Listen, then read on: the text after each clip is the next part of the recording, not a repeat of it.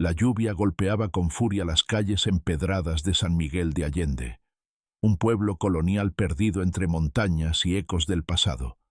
Era una noche fría de octubre, cuando el sonido de las sirenas rasgó el aire húmedo, reverberando entre las fachadas de piedra. En la plaza principal, un auto negro yacía destrozado contra un poste, sus luces parpadeando como un corazón al borde del colapso. A pocos metros, un niño de 7 años temblaba en la acera, empapado y asustado, pero vivo.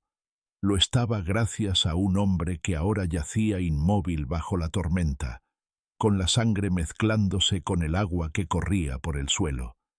Ese hombre era Diego Salazar, un multimillonario de 38 años, dueño de Salud para Todos, una cadena de hospitales privados que se extendía por México como un imperio de acero y cristal.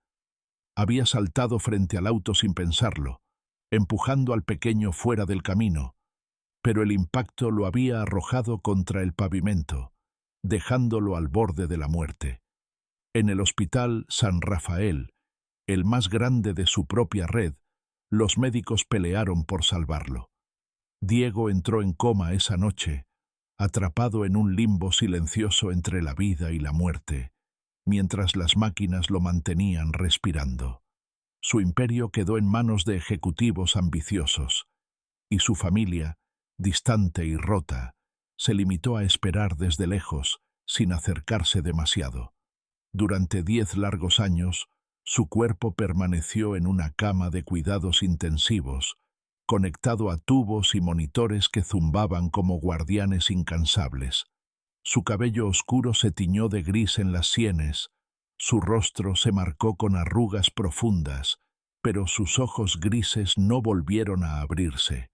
Afuera, el mundo avanzaba, su fortuna crecía, sus hospitales salvaban miles de vidas, pero él estaba perdido en una oscuridad de la que nadie podía sacarlo. 10 años después, en una tarde de abril bañada por un sol pálido que apenas calentaba, una nueva enfermera cruzó las puertas del San Rafael. Lucía Guzmán tenía 32 años, una figura delgada envuelta en un uniforme blanco impecable y unos ojos cafés que parecían cargar con el peso de un siglo de historias no contadas. Había llegado a San Miguel desde un pueblo olvidado en las selvas de Chiapas, con un título recién ganado en enfermería y una mochila vieja llena de secretos que guardaba con celo. Lucía no hablaba mucho de su vida, hija única de una curandera que murió cuando ella era niña. Había sido criada por una abuela que le enseñó a rezar, a curar con hierbas y a escuchar el susurro de los espíritus en el viento.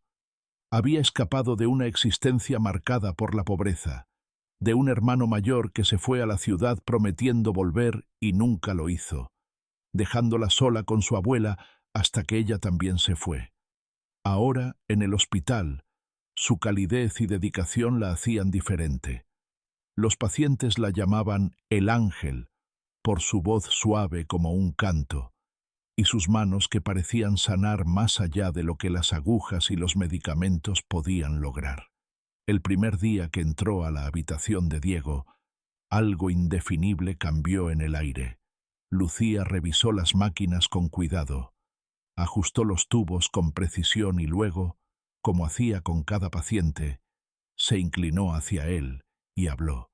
«Buenos días, señor Salazar», dijo, mientras pasaba una esponja húmeda por su frente pálida. «Me llamo Lucía. Voy a cuidarlo a partir de ahora. No sé si puede oírme, pero dicen que las palabras llegan a donde los ojos no ven, así que aquí estoy». No hubo respuesta, solo el pitido monótono del monitor cardíaco llenando el silencio. Pero Lucía volvió al día siguiente, y al otro, trayendo consigo palabras como si fueran pequeños regalos. Le hablaba del sol que brillaba afuera, de los pájaros que cantaban en los árboles de la plaza, de las flores que vendían las mujeres en el mercado. A veces, en las noches largas, rezaba en voz baja, un murmullo de oraciones que su abuela le había grabado en el alma, pidiendo por él, por su espíritu atrapado en algún lugar que ella no podía ver, pero sí sentir. Los meses pasaron, y Lucía se convirtió en la constante de Diego. Los demás enfermeros rotaban, agotados por la rutina, pero ella pidió quedarse con él, guiada por una conexión que no podía poner en palabras. Una noche, mientras revisaba sus signos vitales bajo la luz tenue de una lámpara, encontró una foto vieja en el cajón junto a la cama. Diego, joven y radiante, con una sonrisa que ya no llevaba, sosteniendo a una mujer hermosa de cabello largo y a un bebé envuelto en mantas blancas. Lucía frunció el ceño intrigada, sosteniendo la imagen entre sus dedos. «¿Quiénes son?», preguntó en voz alta, como si él pudiera responderle desde su silencio. «Nadie habla de su familia. ¿Dónde están ahora, señor Salazar?». Lo que Lucía no sabía era que Diego cargaba una historia enterrada bajo capas de dolor y olvido. La mujer de la foto, Isabel, había sido su esposa, el amor de su vida. 15 años atrás, ella murió dando a luz a su hijo, un bebé que no sobrevivió más que unas horas. Diego, destrozado por la pérdida, se refugió en su trabajo, construyendo hospitales para salvar a otros porque no había podido salvar a los suyos. Su madre, una viuda fría y distante, vivía en Guadalajara, enviando cartas esporádicas, pero nunca visitándolo. Sus tíos, envidiosos de su riqueza, se mantenían al margen, apareciendo solo cuando olían dinero.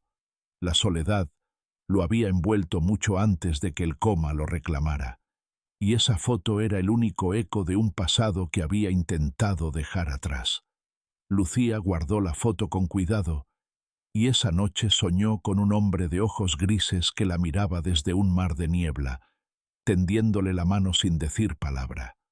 Despertó con el corazón acelerado, sudando, convencida de que Diego estaba más cerca de lo que las máquinas podían mostrar.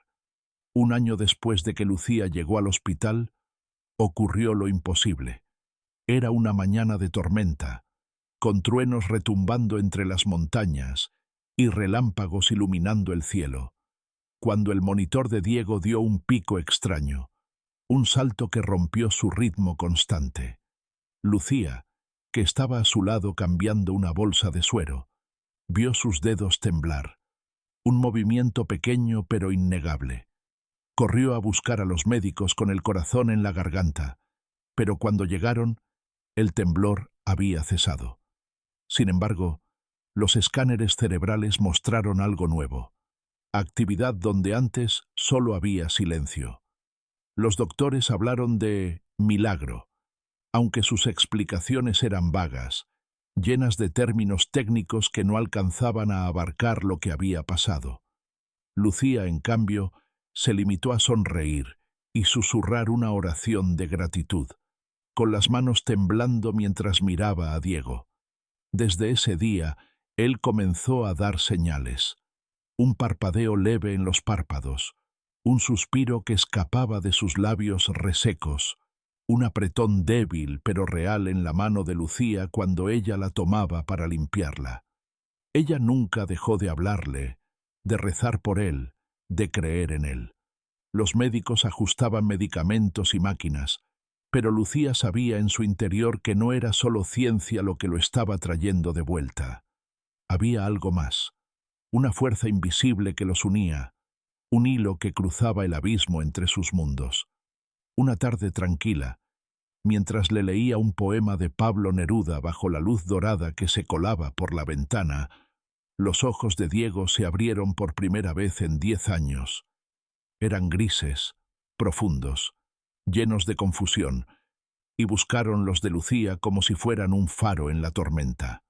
«¿Dónde estoy?», preguntó, con una voz ronca que apenas lograba salir de su garganta seca. Lucía dejó caer el libro al suelo, con lágrimas brotando de sus ojos y corriendo por sus mejillas. «En el hospital, señor Salazar», respondió, con la voz quebrada por la emoción. «Soy Lucía. He estado con usted todo este tiempo». Diego la miró fijamente, como si la reconociera de algún lugar más allá de la realidad, un eco de un sueño lejano.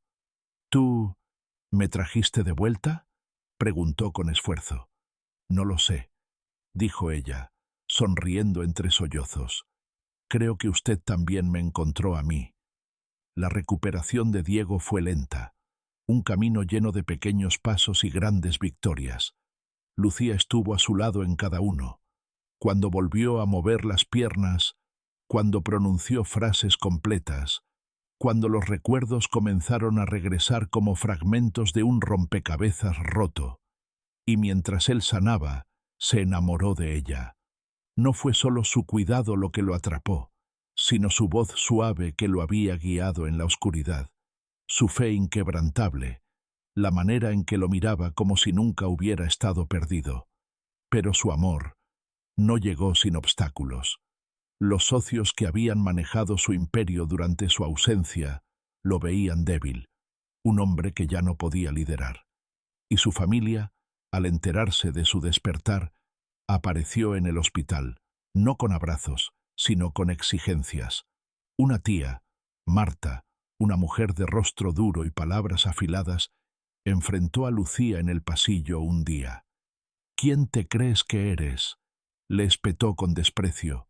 —Una enfermera de pueblo no tiene lugar en esta familia, ni en su mundo. —No quiero su mundo —respondió Lucía, serena, con la cabeza en alto. —Quiero que él viva, nada más.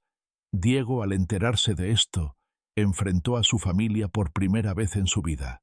Reunió a Marta y a los demás en su habitación, aún débil, pero con una fuerza nueva en la voz. —Ella me salvó —dijo, mirándolos a los ojos uno por uno—. No ustedes, con sus visitas vacías y sus cuentas. Ella estuvo aquí cuando nadie más lo estuvo. Marta intentó replicar, pero Diego levantó una mano cortándola. —Si no pueden aceptarla, no los necesito —sentenció—. Váyanse. Con el tiempo, Diego comenzó a conocer el pasado de Lucía, las piezas de su vida que ella había guardado con tanto cuidado. Una noche, sentados en el jardín del hospital, bajo un cielo estrellado, ella le abrió su corazón. Le habló de su abuela, de las oraciones que la habían sostenido desde niña, de las hierbas que mezclaba para curar a los enfermos del pueblo. Le contó de su hermano mayor, que se fue a la ciudad con promesas de riqueza y desapareció, dejándola con una abuela que murió rezando por su regreso. Diego escuchó en silencio, conmovido, y tomó su mano entre las suyas. —Nunca estuve solo, ¿verdad? —preguntó, con la voz temblando de emoción. Tus rezos, los escuché en la oscuridad, como un eco que me mantenía vivo. Lucía asintió, con los ojos brillando bajo la luz de las estrellas. Y yo sentí que alguien me llamaba desde el otro lado. Respondió. Siempre supe que estaba ahí, esperando. Su amor creció como una llama que desafiaba al viento, un lazo que trascendía el tiempo y el espacio. Diego, renovado por esa segunda oportunidad, decidió que su vida ya no sería solo para él.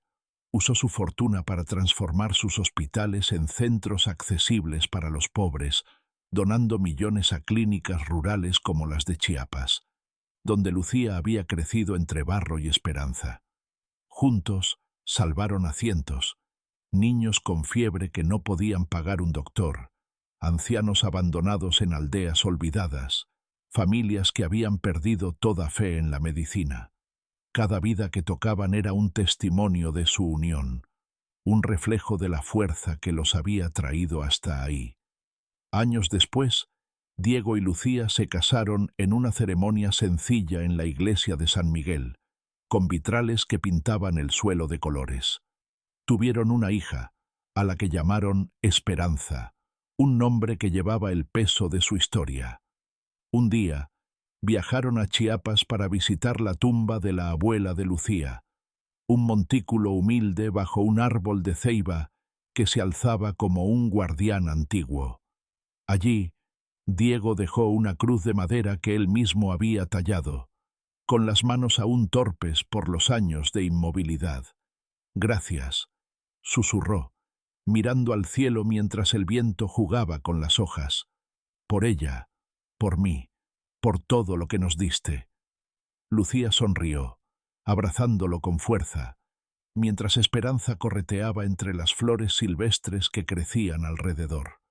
Su amor, nacido en la sombra de un coma y alimentado por la fe, había desafiado a la muerte misma, uniendo no solo sus almas, sino generaciones de oraciones, promesas y esperanzas que habían cruzado el tiempo. Y en cada vida que tocaron, en cada niño que curaron, en cada madre que dejaron de llorar, dejaron un eco de ese milagro, que el amor verdadero, como la luz, siempre encuentra su camino, sin importar cuán profundo sea el abismo o cuán larga la espera.